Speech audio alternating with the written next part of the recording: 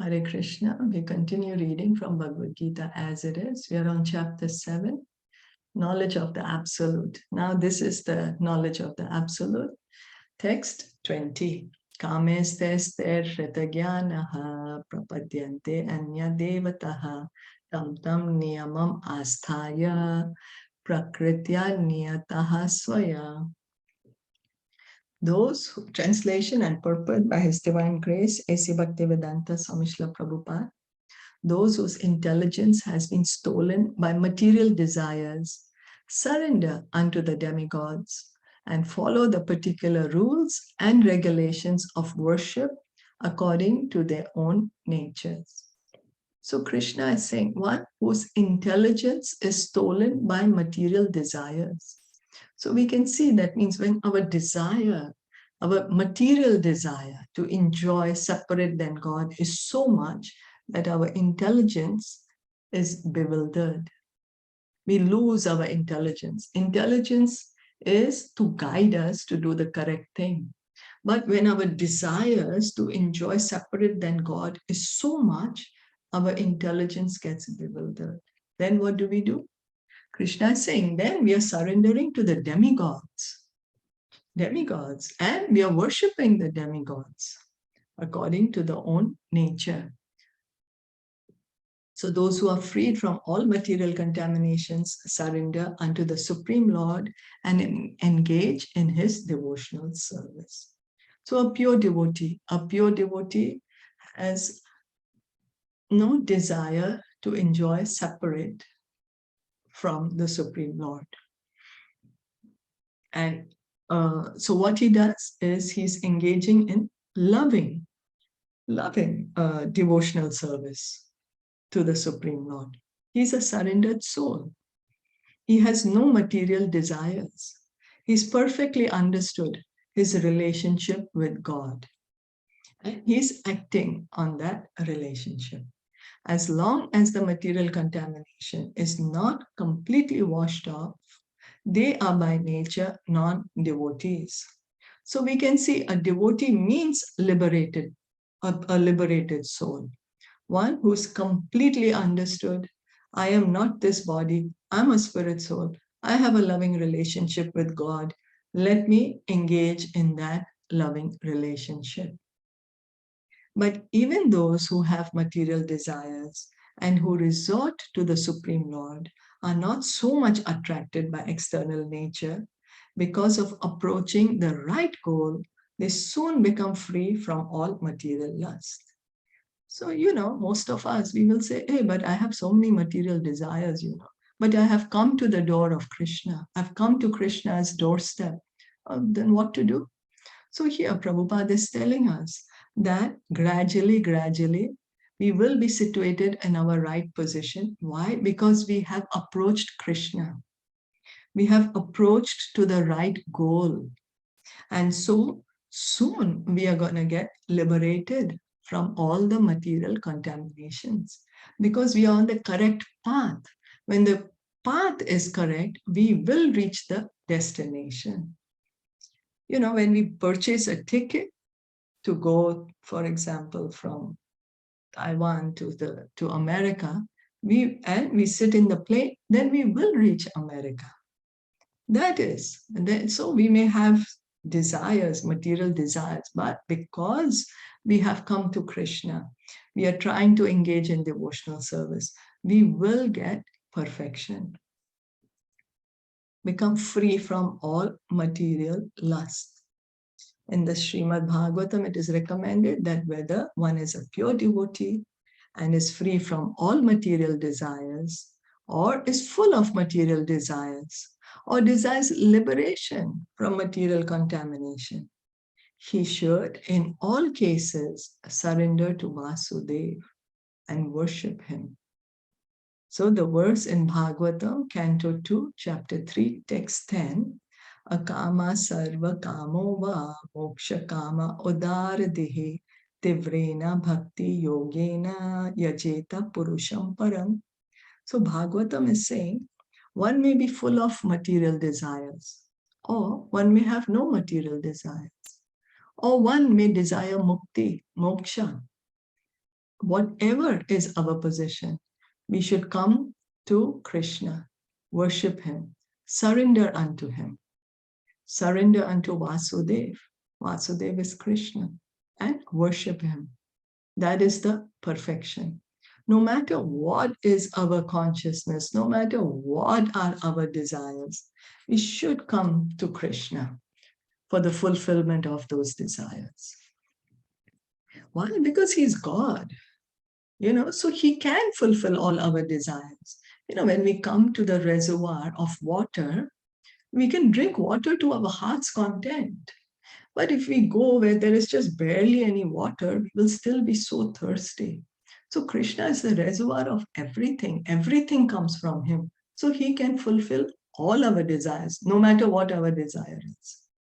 So the intelligence is to come to Krishna, to ask him for everything, instead of going somewhere where there is, very little. And by coming to Krishna, what happens is Krishna can take us out of the material world. Whereas if we go to the demigods, they cannot take us out of the material world. Why? Because they themselves are in the material world. They themselves are in material bodies. So then how can they take us out of the material world? A prisoner goes to another prisoner, help me get out of here. Cannot. But if he approaches the president who has come there, or he approaches the jailer, can you please help me get out of here? Can you please help me make arrangements? Then he can get free. He can get free. So that's the idea. So less intelligent people who have lost their spiritual sense take shelter of demigods for immediate fulfillment of material desires. Many of us will say, oh, I have this desire. Let me go to Lord Ganesh. He easily fulfills. Let me go to Lord Shiva. He'll easily fulfill. Generally, such people do not go to the Supreme Personality of Godhead because they are in lower modes of nature, ignorance and passion, and therefore worship various demigods. Mostly the worshippers of Durga Devi, ignorance, because they also do the animal sacrifices to worship her. So if we are in the modes of passion and ignorance, generally we will worship the demigods. But Krishna is saying that your intelligence is stolen if you're doing that. Following the rules and regulations of worship, they're satisfied.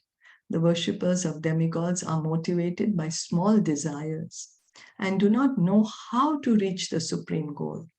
But a devotee of the Supreme Lord is not misguided. So what happens is, if we have material desires, we go to the demigods. So our goal is very small. It's just going to still keep us here in the material world, sometimes in one body or sometimes in another body. But a devotee of God, he knows that the goal is to get out of the material world, not to continue living here in the material world, taking up one body, then again going through birth, death, old age, disease, again giving up this body, taking up another body. A devotee understands that, hey, what's happening? Why should I take another body? Let me go back to the spiritual world. So he worships the Supreme Lord. Because in Vedic literature, there are recommendations for worshipping different gods for different purposes. Example, a deceased man is recommended to worship the sun. Those who are not devotees of the Lord think that for certain purposes, demigods are better than the Supreme Lord. But a pure devotee knows that the Supreme Lord Krishna is the master of all. So the Vedas, the Karma Kanda section of the Vedas, they say, oh, you have this desire, you worship this demigod. You have poor eyesight, you worship the sun god. There's so many different things. You want this thing, you worship this demigod. You want that thing, you worship this demigod. And so in this way, the demigod worshippers think, Ariva, this is so good, I just asked for something, my desire is fulfilled. I'm so happy. Then it's better for me to worship the demigod. rather than worshipping the Supreme Lord. But the pure devotee, he understands that the Supreme Lord Krishna, he is the master of the demigods. The power of the demigods is coming from Krishna. They are getting their powers from Krishna. There is the president who's ruling the country, and then he has this different departments: water department, agriculture department, electricity department. He delegates the powers. So each is concerned only with their department. But who is giving them their powers? Their powers coming from the president. They don't have individual power. They're appointed by the president. That's why they have the power. Similarly, Krishna, he's God, and he has appointed the different demigods in different positions. Like he's appointed Lord Indra in charge of the rain, Surya Dev in charge of the sun, then he's appointed Durga Devi as she's the superintendent, she's the jailer of this material world. Her good husband is Lord Shiva. So everyone, all the demigods are getting their powers from Krishna. In the Caitanya Caritamrta, Adi-Lila, chapter 5, text 142, it is said, Ekale Ishvara Krishna Ara Sabha Bhritya. So only the Supreme Personality of Godhead Krishna is master, and all others are servants. So again comes to repeat the point. No one is equal to God or greater than God. And God is Krishna. Krishna is God. So no one is equal to Krishna. Only Krishna is the master. Everyone, all others are servants. They may be great demigods. They may be Lord Brahma, Lord Shiva, but they're all servants of Krishna. And because they are in such exalted positions, they are worthy of our respect. But worship is only for the Supreme Lord Krishna. So we respect the demigods, but worship Lord Krishna. Therefore, a pure devotee never goes to demigods for satisfaction of his material needs. He depends on the Supreme Lord, and the pure devotee is satisfied with whatever he gives. So the devotee understands that even the demigods are getting their powers from Krishna. So he just approaches Krishna for the fulfillment of all his needs. He's correctly understood the position of Krishna. He's understood the position of the demigods, and he's understood his own position. And so he worships the Supreme Lord with all his heart. Is that okay? Yes. Did you have any questions on that, or any doubts? No doubt. It's okay. It is perfect.